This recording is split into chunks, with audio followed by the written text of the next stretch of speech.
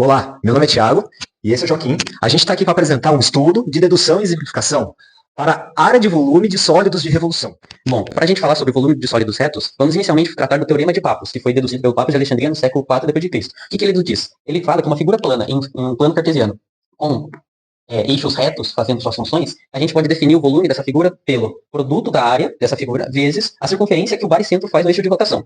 Exemplificando, a gente tem que C menos D, que é a lateral, vezes B menos A, que é a outra lateral, vezes 2π, que é a circunferência, e o raio é o baricentro aqui. Então é B mais C dividido por 2. Bom, como a gente já tem a nossa definição, a gente vai tratar agora de volume. Então, volume em cálculo integral é fazer a integral das funções que fazem essa figura. Então, seja, o volume vai ser π, que é a própria dedução de volume, que a gente vai ver posteriormente, integral de A até B de D quadrado dx, menos π de A até B, C quadrado dx. Isso vai nos resultar que o volume é π, abre parênteses, D quadrado menos C quadrado, que é as integrais de cada um, vezes B menos A, que é os limites de integração.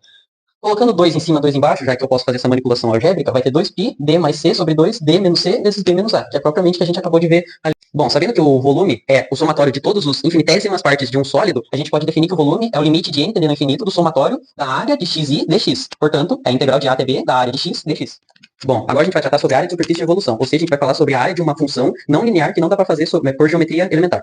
Sabendo que um cilindro ele tem área de 2πr vezes a sua altura, e um cone circular de base R, giratriz L, tem o ângulo definido por 2πr dividido por L, e também sabendo que a área do setor circular é meio de π, é de 2L ao quadrado vezes θ, juntando essas duas equações, a gente tem que a área desse setor vai ser meio L ao quadrado vezes 2πr sobre L. Cortando os quadrados dos sets, a gente tem que é πr vezes L.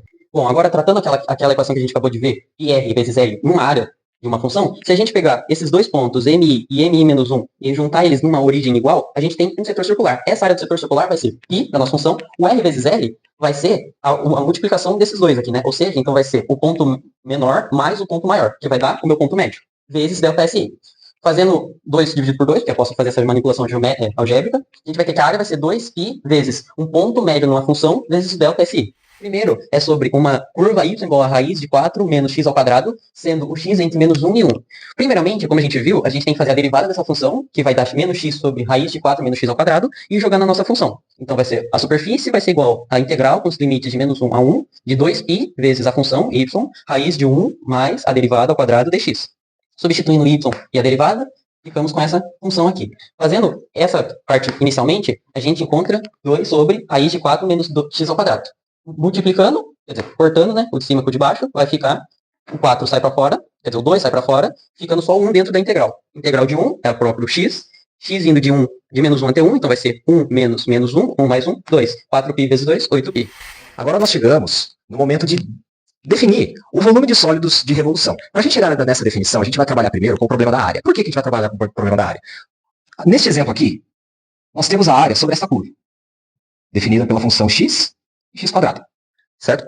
Para chegar nessa área, a gente vai fazer a integral definida de g de x menos f de x. Até aí tudo bem. Só que para chegar no volume desse sólido de revolução, a gente vai precisar da definição de área da seção dessa curva aqui, que ao rotacionar vai formar uma espécie de anel, onde a espessura dele vai ser o dx. Agora, transcrevendo o volume de forma intuitiva, a gente pode chegar nisso aqui. Volume é a integral definida de a a b da área dx. A gente vai fazer a integral em cima desse dx. Agora, como é que a gente vai chegar na área? A área dessa curva é dada por duas funções.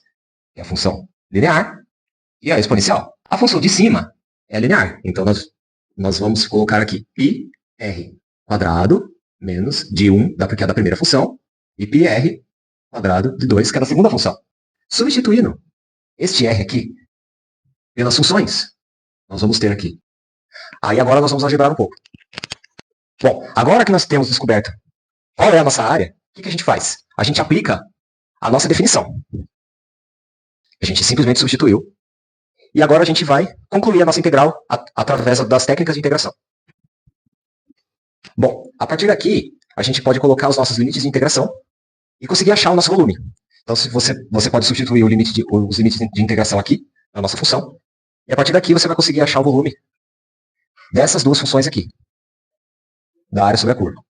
Agora, nós vamos trabalhar um pouco com o volume das cascas cilíndricas. Essa técnica, ela te ajuda a resolver problemas de funções como esta. Para a gente trabalhar com isso, primeiro, o que nós vamos usar?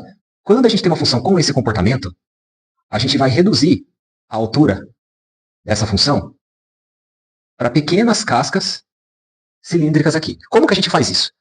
Vamos imaginar esse cilindro aqui, onde essa altura é esta altura aqui. Certo? Para a gente chegar no volume deste cilindro aqui, pelas técnicas de cálculo, a gente tem que pensar que este volume é o volume do cilindro maior menos o volume do cilindro menor. Certo? Ok.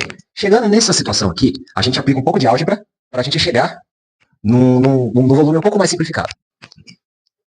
Bom, antes da gente continuar, eu parei por aqui para a gente ver o seguinte. Aqui a gente tem uma diferença de quadrados. A gente vai precisar abrir essa diferença de quadrados, porque quando a gente tem essa situação, a gente tem um raio que vai até a parte externa, certo? Um raio que vem do y até a parte externa. A gente tem um raio que vem do y até a parte interna.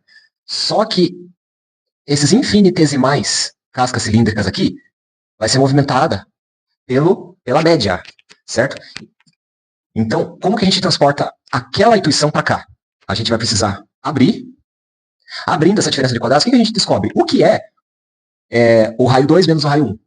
É justamente essa seção aqui, certo? Tá aqui, ΔR. Agora, quando a gente coloca um 2 embaixo aqui, dessa combinação, a gente tem justamente a média, que é o que a gente quer.